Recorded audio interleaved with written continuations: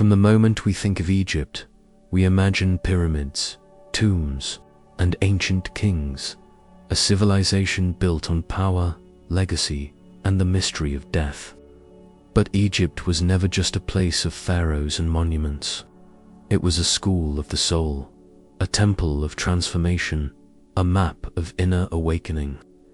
Beneath the surface of its golden sands lies a forgotten truth, that Egypt was not only a land of kings, but a land of seekers, of mystics, of those who walked the path of the hidden library. And now, thousands of years later, that wisdom still speaks to us, not as history, but as living truth. So take a deep breath, let go of what you think you know, and step forward into the temple of forgotten knowledge. When we think of the soul, many of us imagine it as a single essence, a unified self that continues beyond death. But in ancient Egypt, the soul was never seen as one thing. It was a trinity, a layered expression of being that extended beyond the body and into the cosmos. The Egyptians understood that consciousness does not die with the body, but transforms, not as a single entity, but as a multidimensional force, each aspect playing a role in life, death, and rebirth. Let's explore these three soul aspects: Ka, Ba, and Ark, each with its own function, its own journey, its own destiny. The Ka was the vital essence, the life force that entered the body at birth and left at death. It was the breath of existence, the energetic double that sustained the physical form.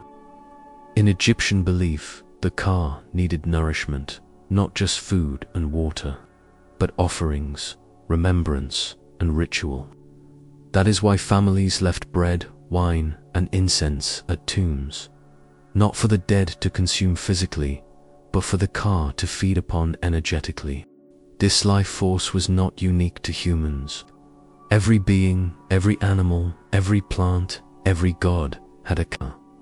It was the spark of life, the vital energy that animated the body. But the Ka was not eternal. It was tied to the earthly plane, to the physical world. Once the body was gone, the Ka remained in the tomb, waiting, lingering, sustained only as long as memory and offerings endured. So the Ka was not the soul in the eternal sense. It was the soul's anchor, the vessel of vitality, the echo of life.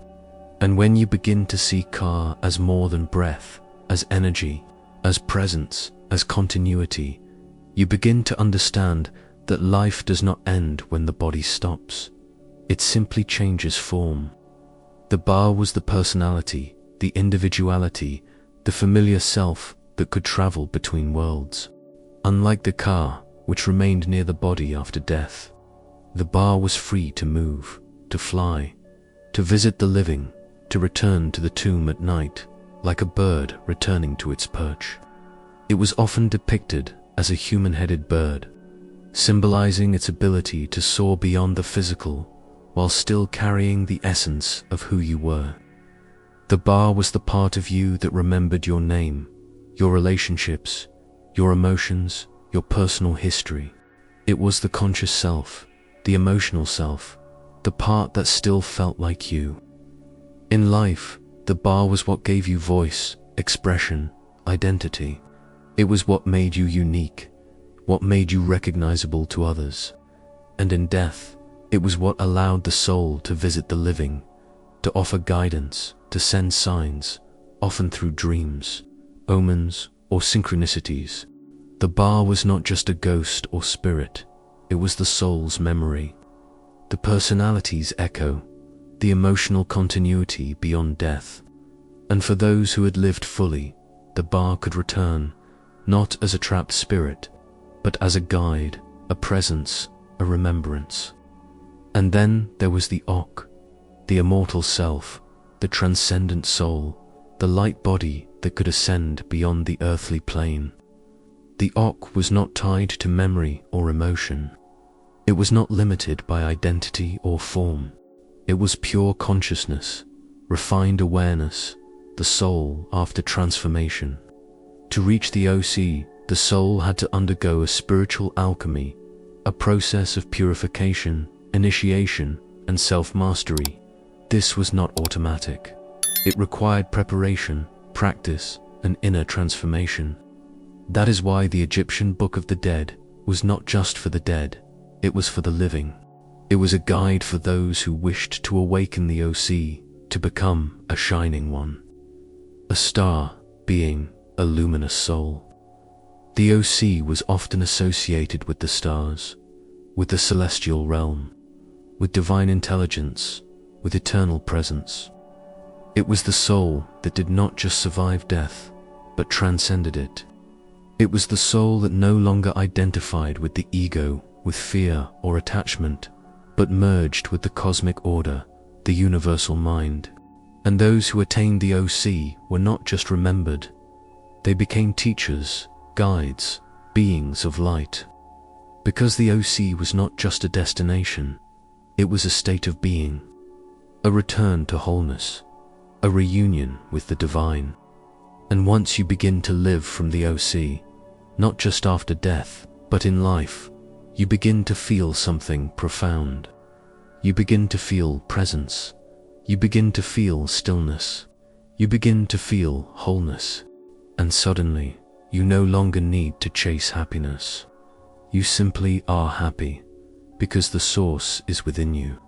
And now, you know how to access it.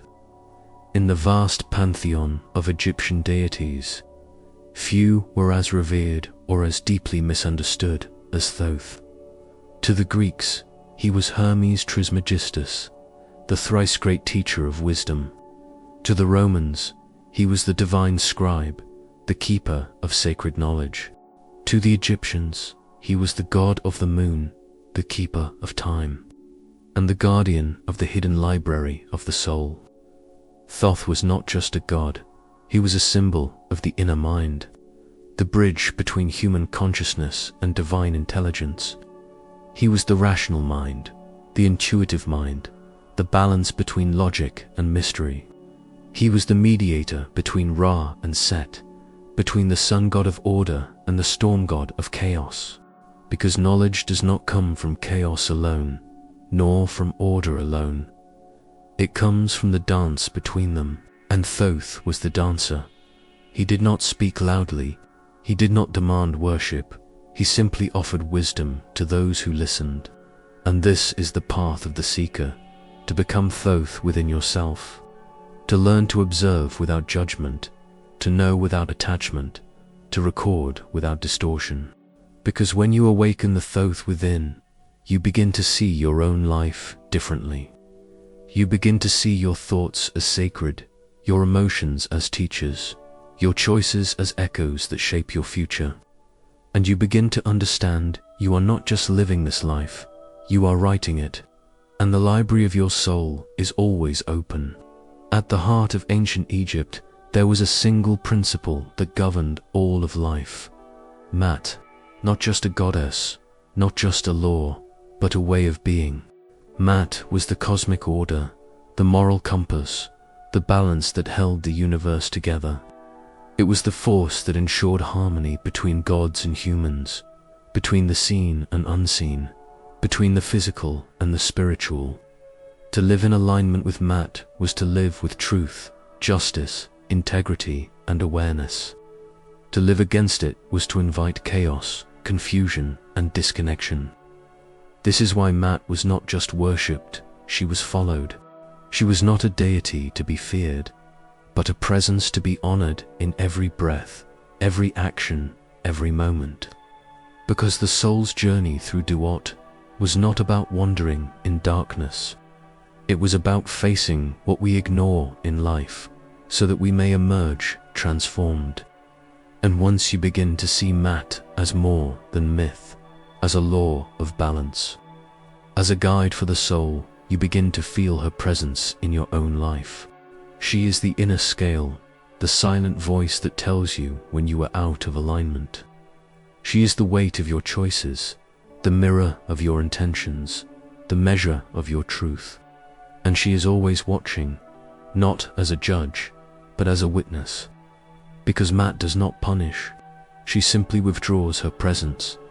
And in that withdrawal, the world feels heavier. So ask yourself, what would my life look like if I lived in harmony with Maat? What would I stop doing if I could feel the weight of my actions? What would I begin to see if I could feel the presence of balance again? Because just as the stars follow their course, so too must you. And once you understand this, you begin to walk not just through life, but with awareness, with truth, with presence. Because Maat is not just the law of the ancients. She is the law of now. She is the law of the soul. And she is the law of the universe. So if you wish to awaken, not just spiritually, but in daily life, start here. Begin with Maat. Begin with balance. Begin with truth. And step forward into the eternal rhythm of the soul. When we think of the pyramids, most imagine tombs, monuments built to preserve the remains of ancient kings and queens. But the pyramids were not built to house the dead. They were built to awaken the living. Because the pyramids were not just structures. They were spiritual machines, energetic gateways, sacred geometry in form, built with the intention of aligning human consciousness with the divine. The shape of the pyramid is not random. It is symbolic of ascension, a structure that begins wide at the base and narrows toward a single point at the top. Just like the journey of the soul, from the material, from the many, toward the divine, toward the one. The Great Pyramid of Giza, in particular, has long been associated with cosmic alignment. Its dimensions reflect the mathematics of the universe, and its orientation follows celestial patterns, aligned with the stars, with the sun, with the cycles of time itself. This was not accidental. The builders of the pyramids understood the language of the cosmos. They encoded universal laws into stone, into structure, into space. And they did so not just for rulers, but for those who sought enlightenment. Because the pyramid was a temple of transformation, not just for the dead, but for the living. Inside the Great Pyramid, the king's chamber was not a tomb. It was a resonant chamber, a space of vibration, where the body could be placed not to decay, but to tune into higher frequencies. This is why many spiritual seekers today still meditate inside pyramids or use pyramid shapes in their practice. Because the pyramid is not just a form, it is an energy amplifier. It is a resonance chamber, a space where consciousness could be refined, where the soul could be awakened. And those who entered the pyramid were not just visiting a grave, they were entering a school of light. In the ancient Egyptian vision of the afterlife, death was not the end. It was a transition, a descent into the underworld, where the soul would face judgment, transformation, and ultimately rebirth. This journey was not random. It was guided. And at the heart of this process stood two powerful figures, Anubis and Osiris.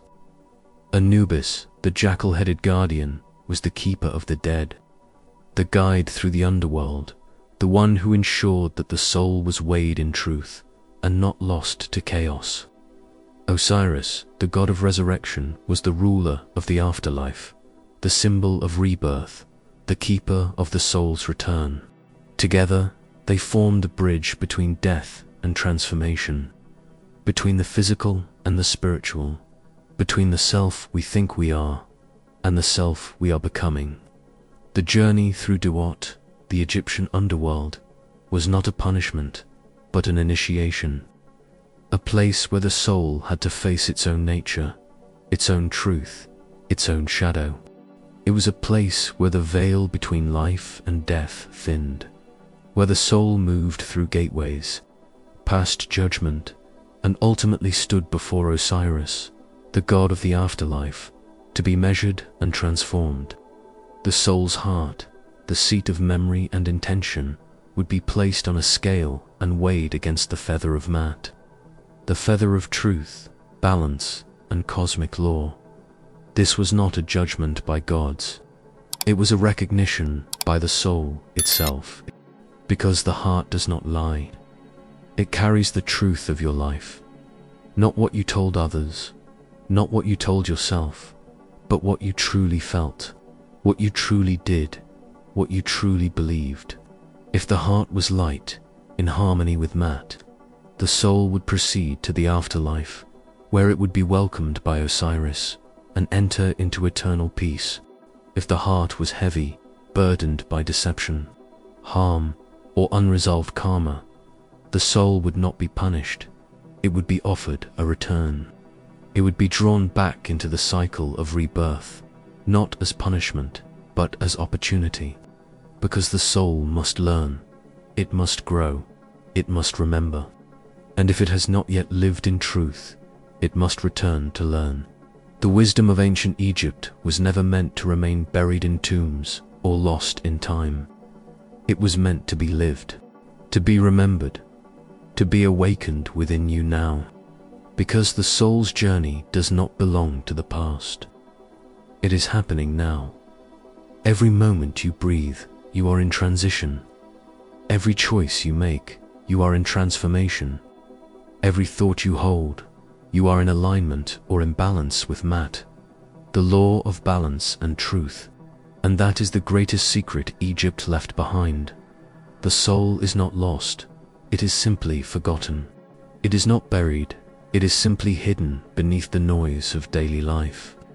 And it is not waiting for death to awaken. It is ready now, in this very breath, to remember who you truly are. So ask yourself, what part of me must die now, so that a deeper part may be born? What illusions must I release to walk in truth? What must I leave behind to step forward into who I am becoming? Because just as the soul was guided by Anubis and received by Osiris, you too are being guided by your own inner wisdom, your own truth, your own soul's calling. And if you are ready, if you are listening, then the path is already open. The underworld awaits, and so does the light beyond it. In the end, all spiritual teachings point to one truth. You are not here to become something. You are here to remember who you already are. Egypt did not teach you to worship statues or gods. It taught you to see the divine within, to live in balance, in alignment with truth, in harmony with the cosmos, to die before death, not physically, but spiritually, to let go of what no longer serves you, to awaken the Ok, the immortal self, within your own awareness, and to live not from fear or ego, but from presence, clarity, and love, because the soul does not seek power, it seeks truth. And once you begin to live from that truth, your life begins to change, not because the world changes, but because you do. So take this wisdom with you.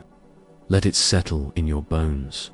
Let it awaken something deep, and step forward into the fullness of who you are. Thank you for watching. If this resonated with you, share it with someone who needs to hear it. And if you're ready to dive deeper into the hidden truths of energy, identity, and spiritual power, hit subscribe, because the journey has only just begun. Until next time, seeker of truth, stay curious, stay open, and remember, all that matters is how much you loved.